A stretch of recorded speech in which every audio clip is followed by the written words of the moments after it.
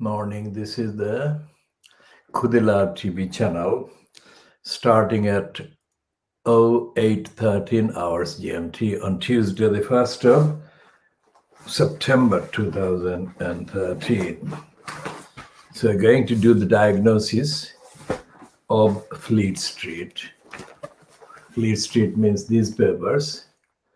And we should be talking about these. But before doing that, let me just introduce the main update that we'll be doing in this edition, hopefully. And the update is on the campaign to stop Tower Hamlets Council in East London from pedestrianizing Brick Lane and stopping the flow of traffic and movement of traffic through Brick Lane on the side roads.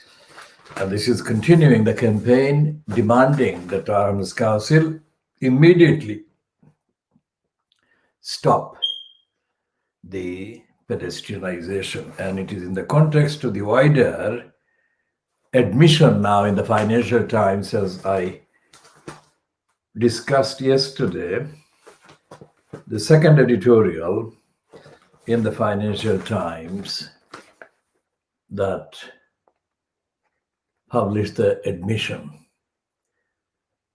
And the admission is headed, Britain's ethnic wealth gap needs closing. Now, while that is the view of the Financial Times, not always getting it right about the society and the economy, but on this occasion, this headline is absolutely spot on, and the evidence supports this, that there is a wide gap in wealth and the economic, quote, achievements between ethnic groups. And the losers are the Bangladeshis, the Pakistanis, to the Indians and others, and of course the African origin people and people from the Caribbean. And this is in the same edition of the Financial Times, page 22 of Monday, the 31st of August, 2020, where they had this piece by somebody called Shane Ebudo, who is described as an entrepreneur and corporate advisor.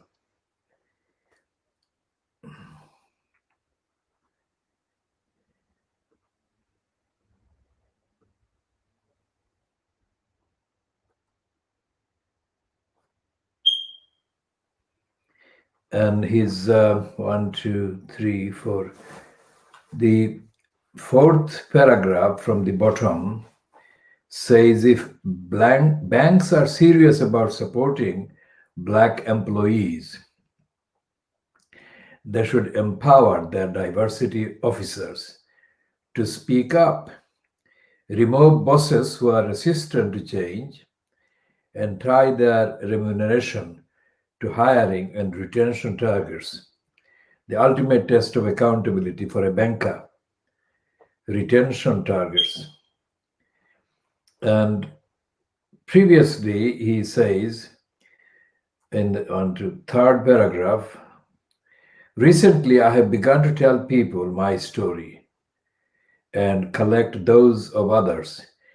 A Pakistani trader friend told me that when he was a junior, his team, the same one Rick built, Rick is one of the characters he's mentioning in this piece, nicknamed the Pakistani trader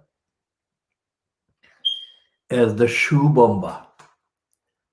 Now, shoe bomber or bomber is not anything to do with the Pakistani. Shoe bomber was somebody who was not a Pakistani, who was from the Caribbean, I think, or the African background, but still, a Pakistani was called a shoe bomber. And that says all there is to say about the grotesque racist and anti-Muslim prejudice that dominates the banking system. As I said earlier, yesterday, when I first referred to the Financial Times piece by Shane Ebudo, that was the piece that was trailed on the front page, which persuaded me to buy the Financial Times. The Financial Times is paywalled. So in order to get that piece, just one piece, the length of a A4 size paper, I had to spend £2.90. And that is significant amount of expenditure to get hold of that copy. And the reason is that the Financial Times should be available online, or its contents or copy should be available online, as well as being marketed, because the financial services are an obstruction to most Black people, Asian people, African people in this country. And the fact that a banker, an employee in a bank, a Pakistani employee in a bank was called a shoe bomber, shows the extent to which brazen anti-Muslim racist hostility dominates the culture environment inside the banks.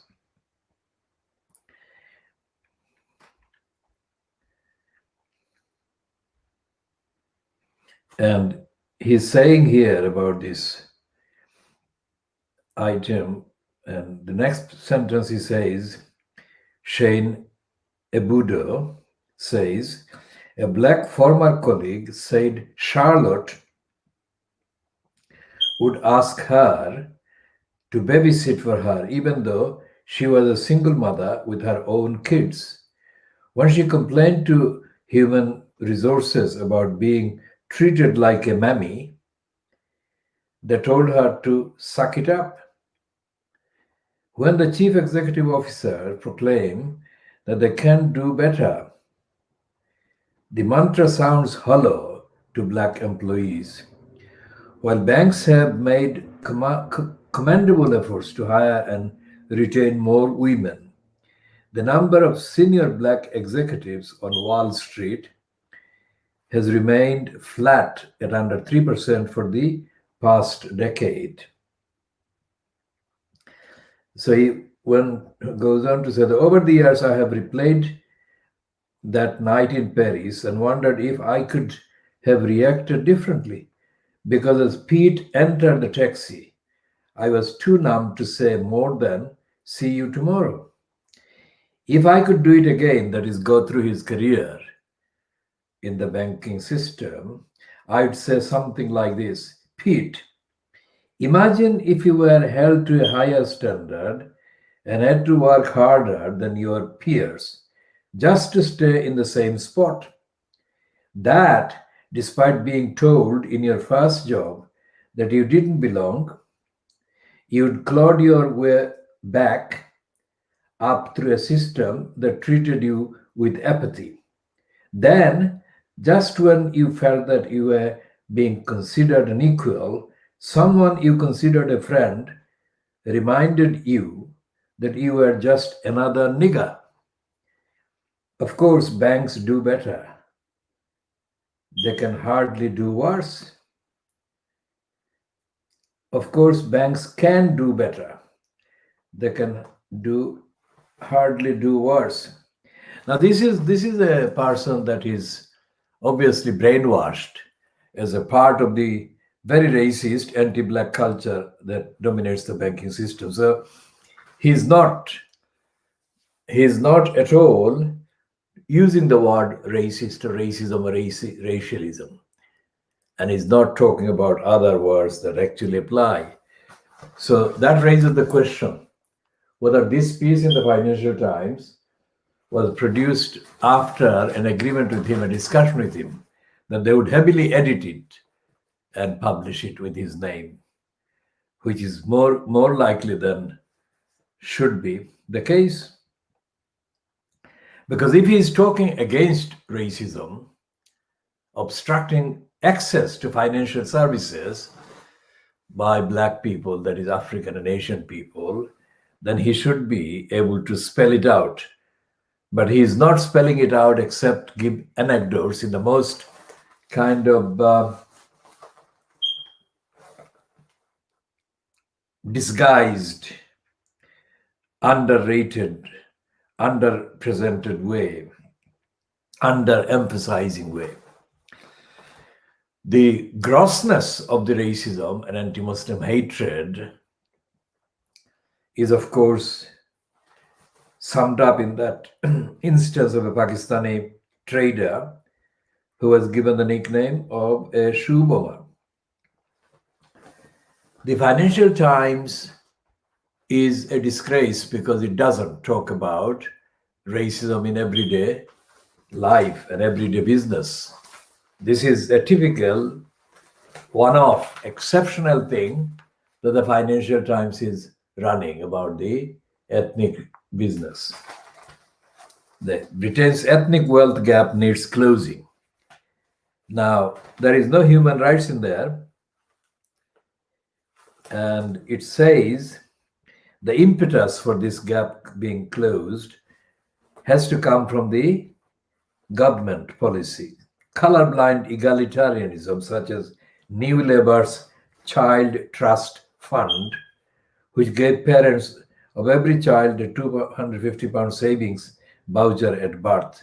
The first 18-year-olds will be able to access them this year, can disproportionately help the most disadvantaged groups. Britain's tax system, too, should be examined. For example, the treatment of residences. There is no magic solution to end ethnic wealth inequality. It can only be eradicated in the same way it is created over decades and with the cooperation of the whole society. Now, there is no evidence that the Financial Times is aware of areas like Brick Lane and what John Biggs is doing to destroy the repeat attempts almost every day being made by the small businesses and other people in Brick Lane to stay in business. By imposing the pedestrianization of Brick Lane, which was totally opposed by the community and Brick Lane 7 years ago, when I took part in the opposition, to impose the pedestrianization by John Biggs now shows total contempt of the community, and it is a racist contempt, and it flies in the face of the kind of, how shall I put it, liberal, with a small L, view expressed in the Financial Times.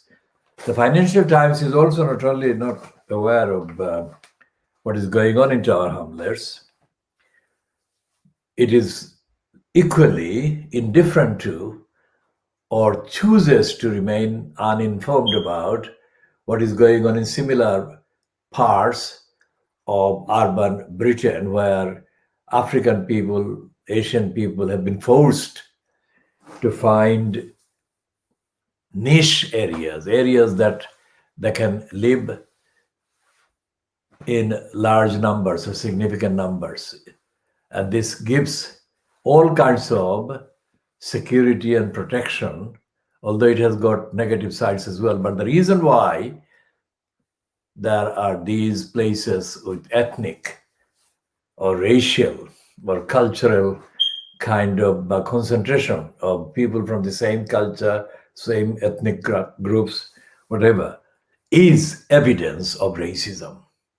Because people who might live next door to, quote, indigenous neighbors in areas without any particular concentration of ethnic or race-based kind of population, have been forced to not be able to live there because of systematic, personal, and institutional and organizational discrimination and obstruction.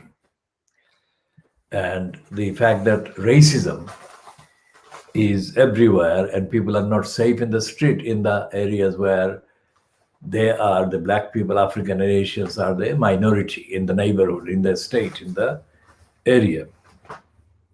And that is something that the Financial Times should be addressing as well, but it doesn't.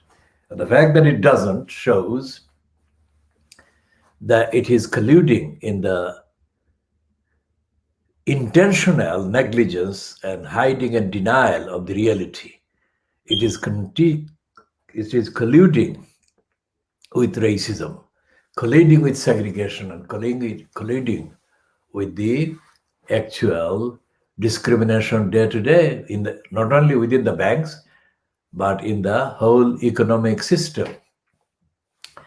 The obstruction to banking or access to financial services, this is an empirical story, update, exclusive, world exclusive. I have tested and tried to access financial services, and I have been obstructed for years. And there is no discredit in my record because I don't owe anyone money and I have not borrowed money in the system that makes the record kind of negative in terms of vet people's financial history. And so I have not conned anyone, and I oppose conning and all the other negative things and corruption. I'm one of the very few people who has been absolutely against corruption at every level. And yet I'm denied access to financial services. And when I ask them why, they don't give any reason. They say they can't establish my financial position. Now, that is not to say that they can establish my financial kind of negative records. They cannot, because there is no such record. If there is, they should have made it available. And currently, I'm engaged with a number of banks and I'm demanding that they let me have the access to the financial services, or they provide evidence as to what constitutes any reason for denying me the access. And that is legal, that is constitutional. That is again on those 4 points: declarations, charters, conventions, and treaties. The United Kingdom is signatory to very many declarations, treaties, and conventions, and charters, international conventions, international treaties.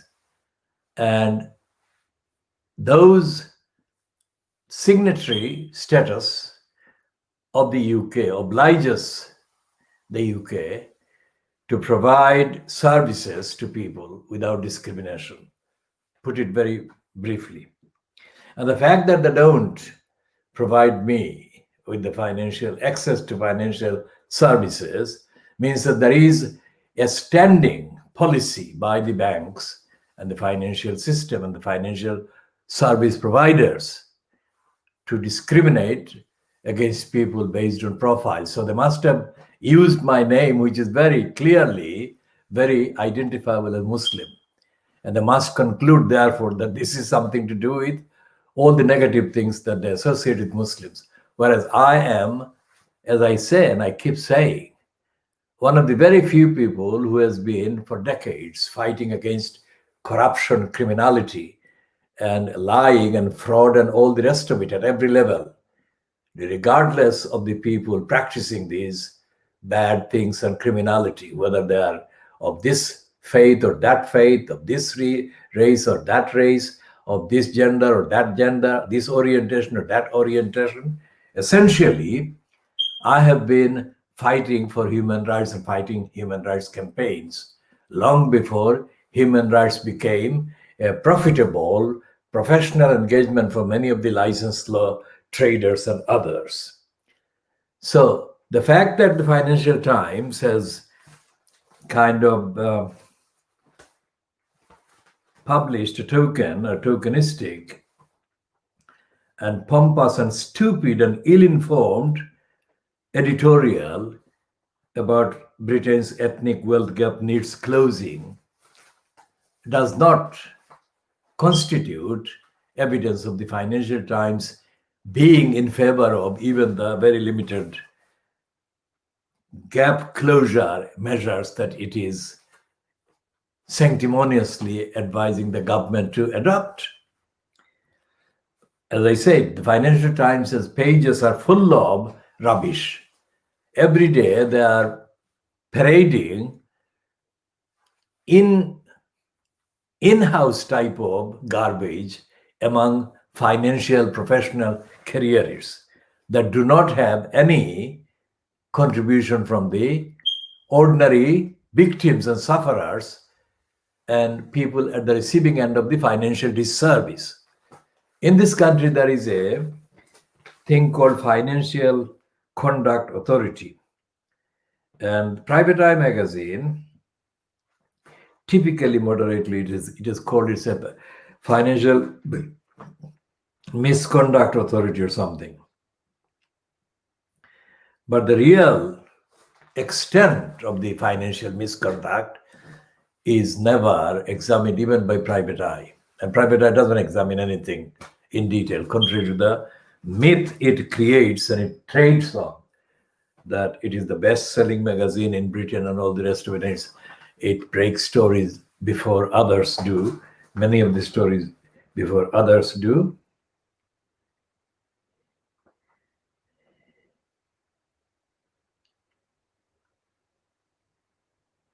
And therefore, this piece about the ethnic wealth gap needs closing actually needs to be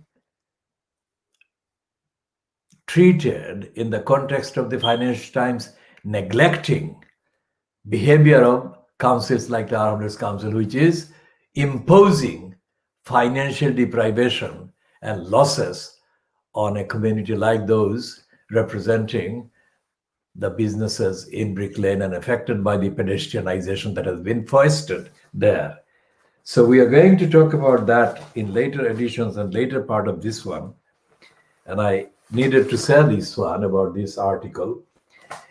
And the fact that the businesses from the Bangladeshi community or the similar Pakistanis or Indians with slight differences, these are treated as stereotypes and based on profiles, based on ethnic profiles. The Financial Times doesn't talk about any of that.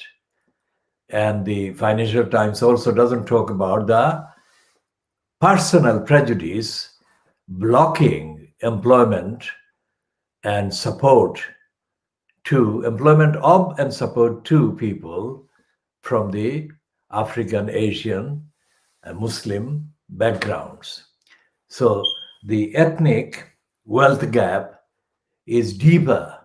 The gap is deeper and far wider than the ignorant and racist Financial Times has written it to be. Okay, so we are talking there on the Financial Times of Monday, the 31st of August.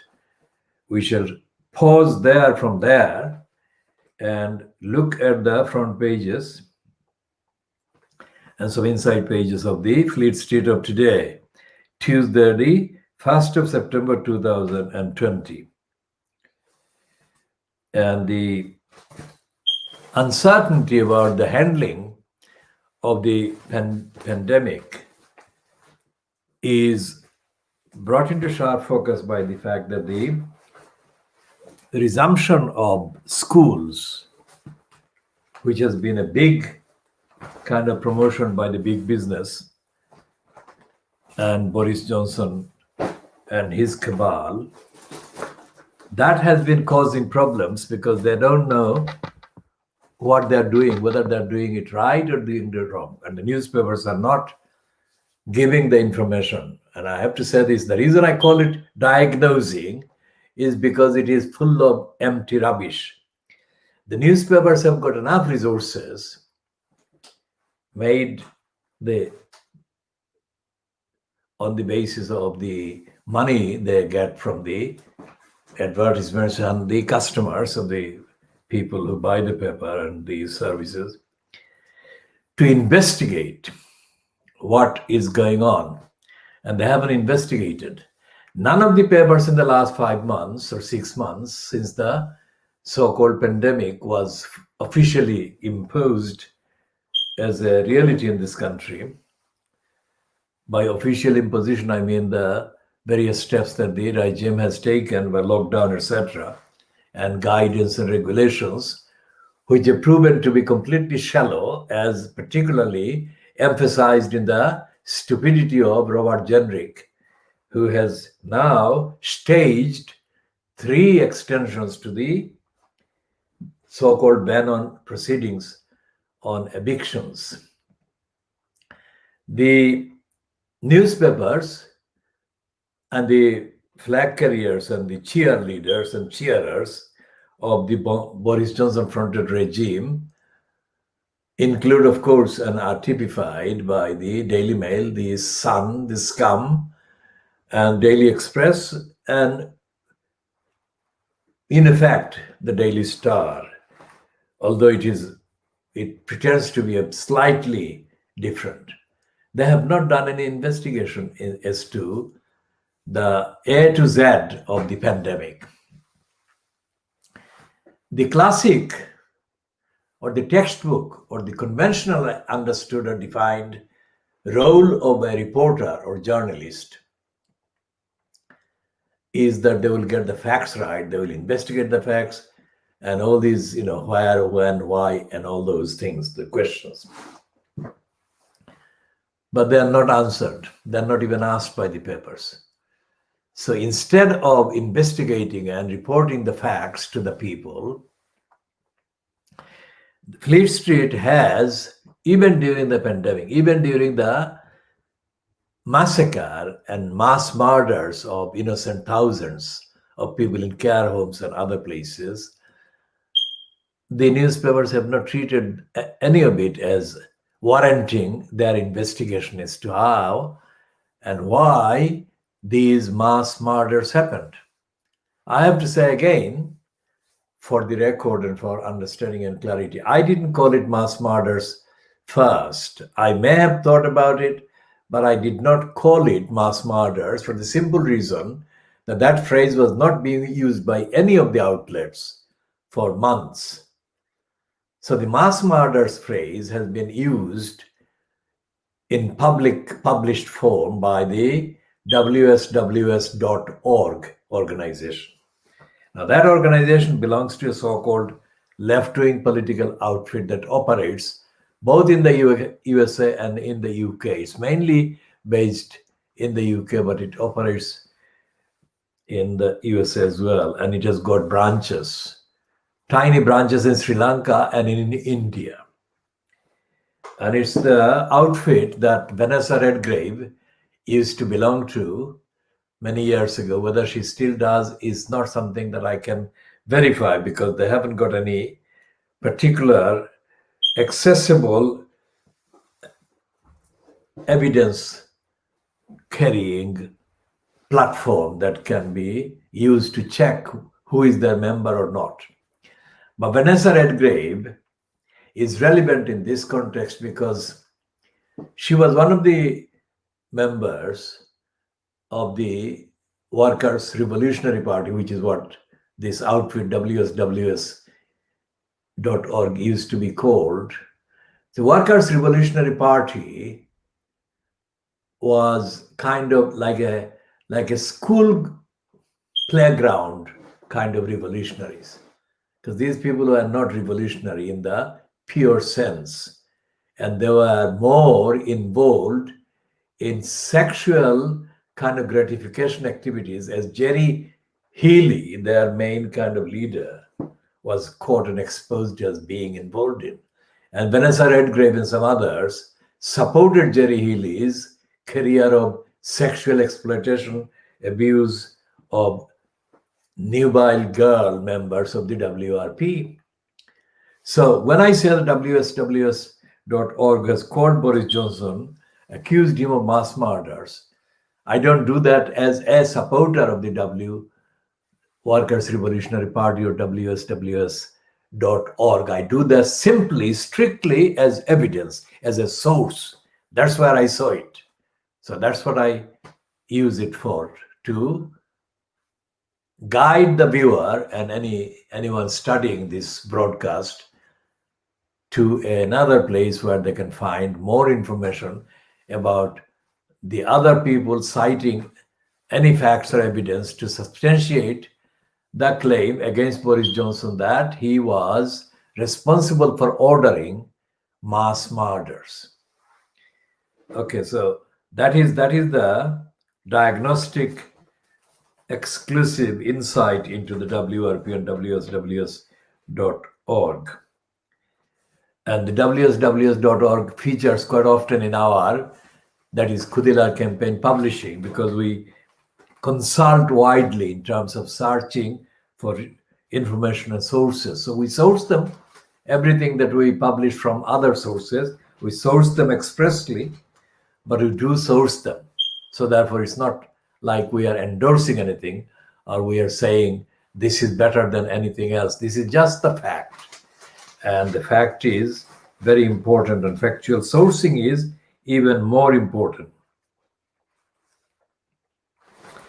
And what is happening here on the schools brigade on the Sun today is that the tax threat or tax plan, 5p fuel tax, is being rejected by the drivers, and that's what the Sun is leading on. And on pages 6 and 7, they're talking about the schools going back, and it is a complete, absolute mass of contradictions as typical of the current Boris Johnson fronted regime. And it's not just the Sun, the rest of the Boris Johnson supporting Fleet Street outlets are doing the same thing. They cannot make up their mind, nor can Boris Johnson, nor can any of his cabinet ministers. And the Sun on page 10 has got a typically predictable editorial condemning the finance minister's plan to increase the fuel tax, driver's tax.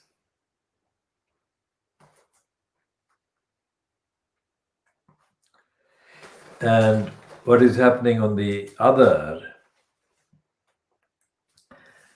aspect of the promotion of Boris Johnson regime is that they're talking about this eat out and have 1 million, support the economy and all the other garbage.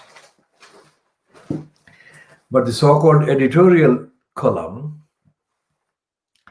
in the Scum of Tuesday, the 1st of September 2020, has got a dig at the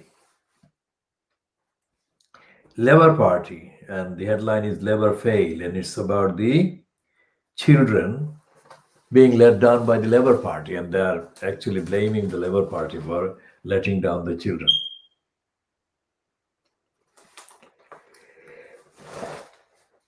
And that is why it is absolute scum, because these failings and the fails being done by Boris and Boris Johnson fronted cabal, so-called government in Britain, the failures are so many, and the failures are actually affecting the rights of so many people in this country, especially ordinary people in this country, that it would take up a whole year's numbers of pages of this scum to chronicle and list.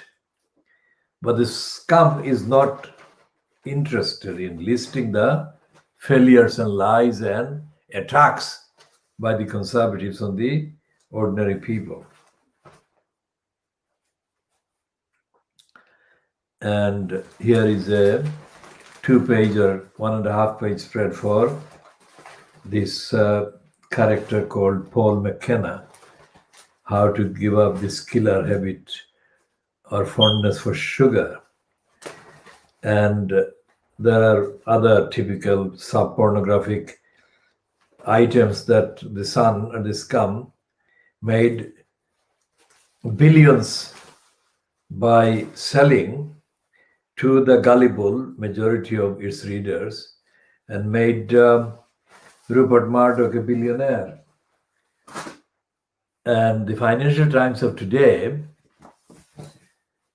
Tuesday, the 1st of September 2020, has got a shocking news about global stocks soaring during the hottest August for decades in market. And the second lead is Johnson picks up a civil servant chief.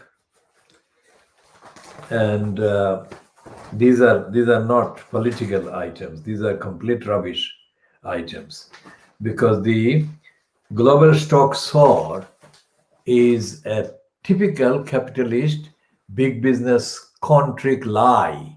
It doesn't explain the tricks.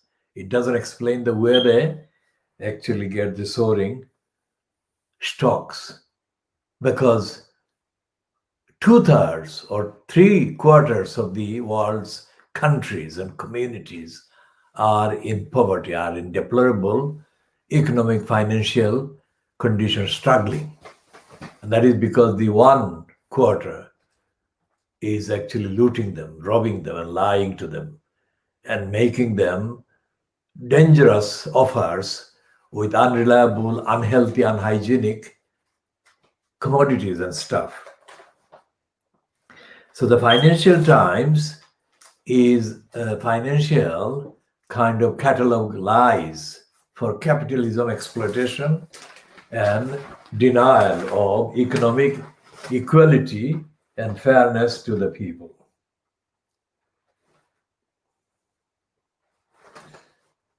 And the rest of the Financial Times today is again full of contradictions and concealment. This is a surprising piece about India suffering a second quarter GDP falls.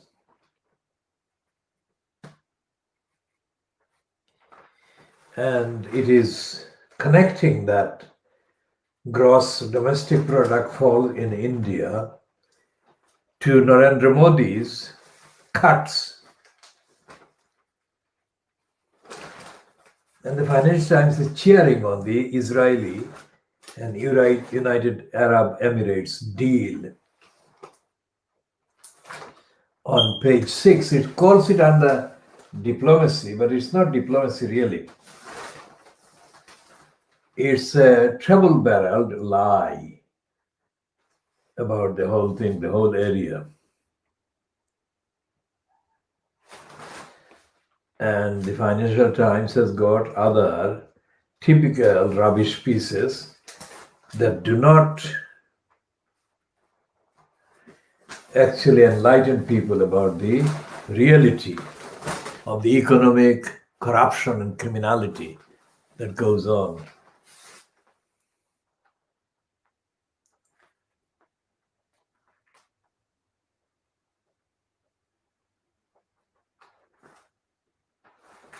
And there is a piece about China doing the financial kind of counter attack against the Western rivals by the opening of this drive, G20 drive, to strike low-income nation debt deals.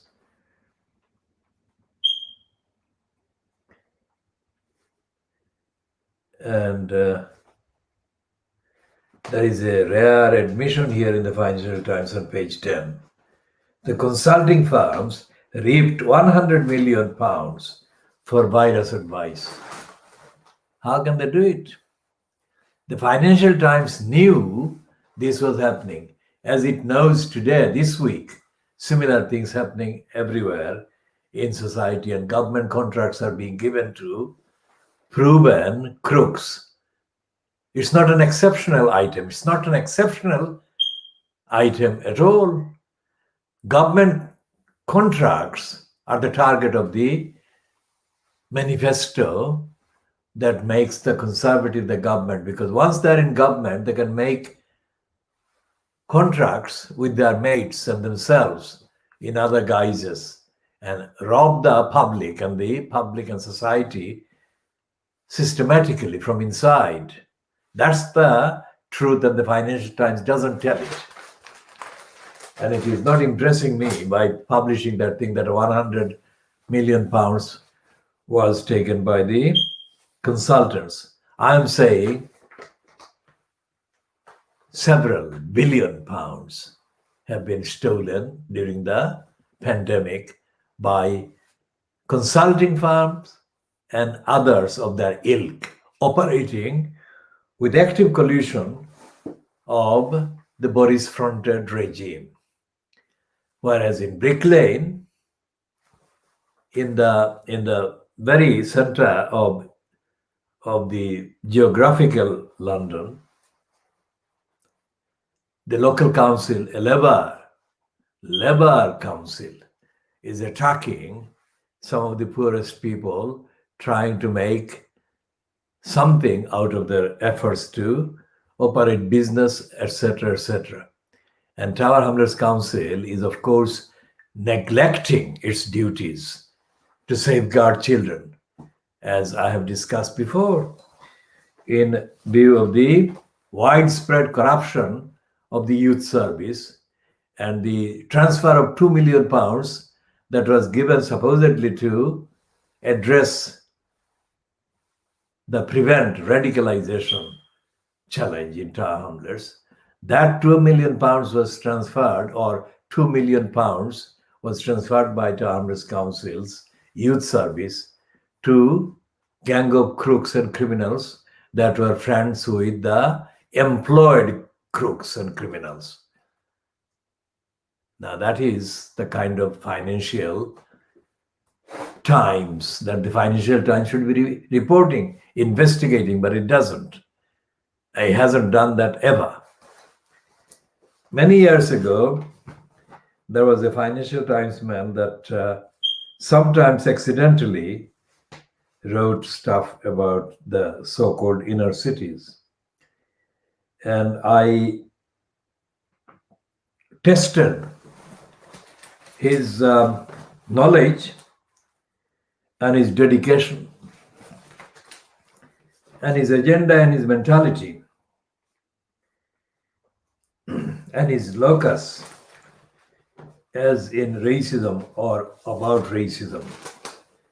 And I organized meetings at New Road for him to come, and he did come once, and I organized a meal for him at New Road, and he did come, and he did agree that he would do a long series of investigative reports based on my work in defending the community against the failures of the local council, in upholding the need for educating the youth and equipping the youth with all the skills that they needed but were being denied because of the lack of support by the local council. Now that was in the 1980s, and that was not followed up by the Financial Times man. When I contacted him with follow-up information, communication, he went dead. So the gap, the wealth gap, the ethnic wealth gap, the Financial Times spews about in its edition of the Monday, Bank Holiday Monday, the 31st of August 2020. Those are exposed in my empirical evidence of engagement with the Financial Times, of trying to educate them, to teach them to do the proper investigative, educational, and enlightening and fact-based reporting in journalism and investigation, but they didn't. So I'm not talking about diagnosing the Financial Times out of thin air. I'm talking about actual solid engagement over the years in trying to educate them and make them relevant to the lives and experiences of people in society in this country. So there is this G2 of the Guardian today, the September 2020, and it has got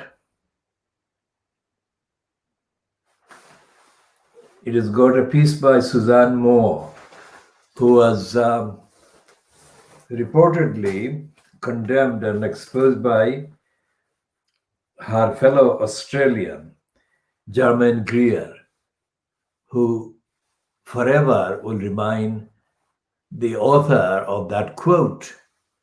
She attributed or ascribed to Suzanne Moore a mindset and attitude to the world based on her shoes, Suzanne Moore's shoes, and the two words she used. I'm not going to use the two words Germaine Greer used about Suzanne Moore before the word shoes.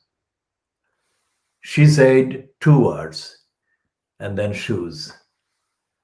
And she said that because of what those two words meant, Suzanne Moore was hired as a replacement columnist by the Alan Rabishar, the editor at the time of The Guardian. So Moore is saying that things are getting normal, and the evidence or the signs of things getting normal are to be found in the mad shopping that people indulge in, meaningless shopping. That is what she's saying. Again, there is no in-depth, real investigation in there. It's Suzanne Moore gossiping. And sometimes her gossips touch the right note factually. Most of the times they don't. And Suzanne Moore is one of the people who are kept in paid posts or columns by Fleet Street. The others are Amanda Patel or Platel by the Daily Mail group. She has a column on Saturdays in the Daily Mail. And the Janet Street Porter. Now, Janet Street Porter still is ubiquitous. She's everywhere. And she made a career, absolutely made a career by intentionally launching herself as a loud-mouthed female in a world, in an industry dominated by males. That's her achievement.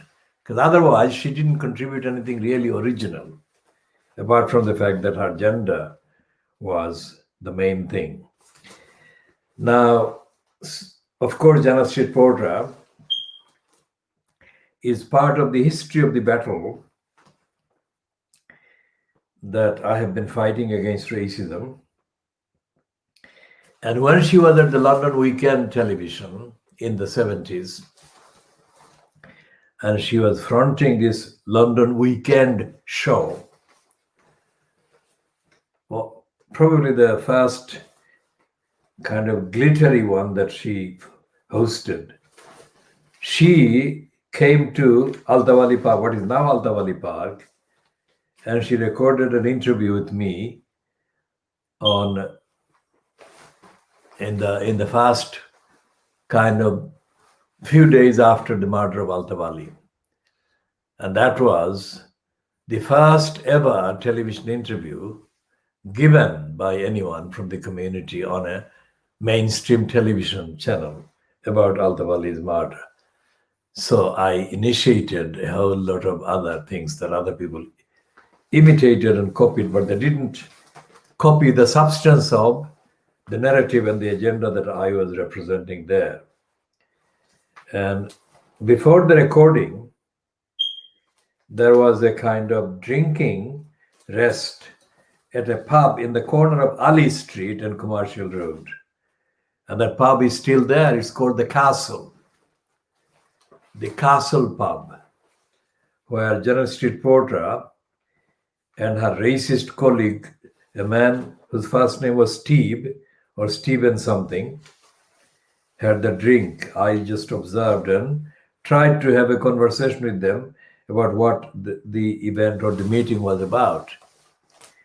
Janet Street Porter and her colleague proved to be shallow because what I said to them, they didn't broadcast most of what I said to them, and they didn't include in the kind of their voiceovers or introduction most of what I said.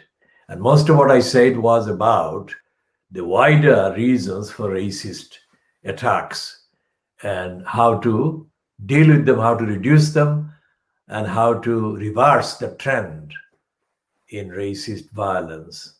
So none of that was actually followed up.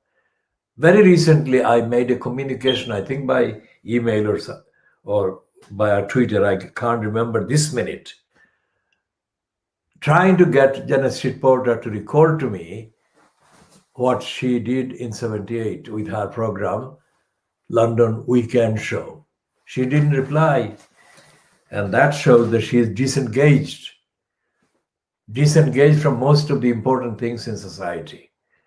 And that is what I mean by her getting a platform based on her gender and against the predominance of the media by the male of the species.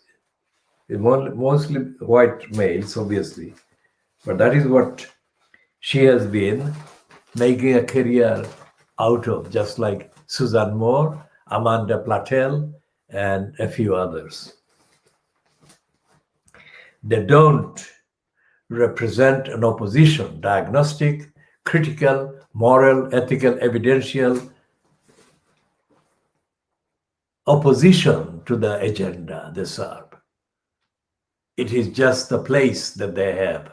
If there is evidence that there are no comparable number of women in particular fields, then that becomes their main issue and their main selling point or main bargaining point. So the result is that when these people are given platforms and spaces as columnists by Fleet Street, they are not going to contribute anything original. They're going to be artificial. So what I'm saying is that the likes of The Guardian and the other papers, because The Guardian essentially follows the lead of the Daily Mail.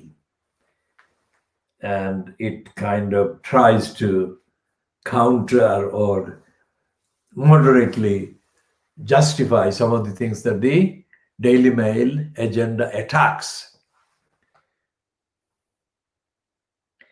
And this is the kind of thing that is absolutely typical. It's Owen Boycott and Jessica Murray. Now, Owen Boycott is the so-called legal affairs editor, I think, at The Guardian.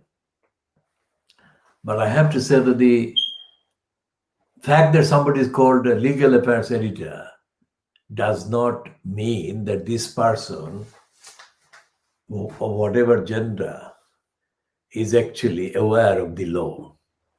I mean, talking about the evidence of published columns by Owen Boycott or Owen Boycott, Boycott, not boycott, boycott, like boycott. Owen Boycott is as empty of substance as his counterpart was on the Times, counterpart who ran there, the legal editor kind of post was held by this person, Francis Gibb. I had a short exchange with Francis Gibb when Charlie Faulkner was the justice minister, I think, in Tony Blair's kind of regime. Tony Blair's second term, I think. And she had run a propaganda piece for Charlie Faulkner. And I then wrote to her, I sent an email to her, asking her a series of incisive questions about why she had bothered to promote him, and what evidence did she have to promote him? Because Charlie Faulkner is absolute garbage speaker in terms of peddling things, and he's a lazy person legally in terms of knowledge and in terms of dedication to the rule of law and all the traditions of universal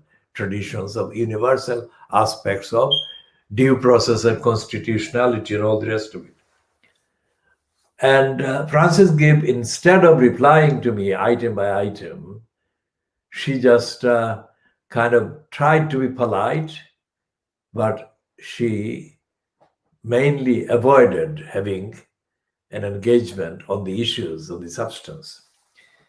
And the Guardian's Owen Bowcourt is even worse than Frances Gibb, because Gibb at least tried to relate some of the things to some of the real events, but Bowcourt is a phony. And this is odd because there's Guardian's rest of the pretensions of the Guardian suggest that it is a newspaper trying to counter some of the bad things that the rest of Fleet Street does. But Bowcourt doesn't deal with any of the serious issues that are wrong with the legal system, the corruption, the nepotism, the racism, and the lack of accountability. I mean, the legal system in Britain, which is the English legal system essentially, is so corrupt and so rickety and so much in need of absolute replacement by a thorough, rigorously installed organization dedicated to delivering fairness and access to justice, that nothing that any of these people write about the system, current kind of events, justifies their being given that space. So this is a space, triple threat to justice system, lawyers warn. It's not a warning from the victims of the legal system, the litigants and the people who have been trying to get access to the law. It is the lawyers. This gives the game away, that the Guardian is phony in terms of the law. And the Guardian has not broken the stories on any of the charter, declaration, treaties, and conventions that I've been talking about for the last 3 weeks. For the last 3 weeks, that is in the context of the refugees and the proxy role being played by Kent County Council for Priti Patel, issuing statements saying how overwhelmed by numbers Kent County Council is, numbers of the intending would-be refugees and asylum seekers.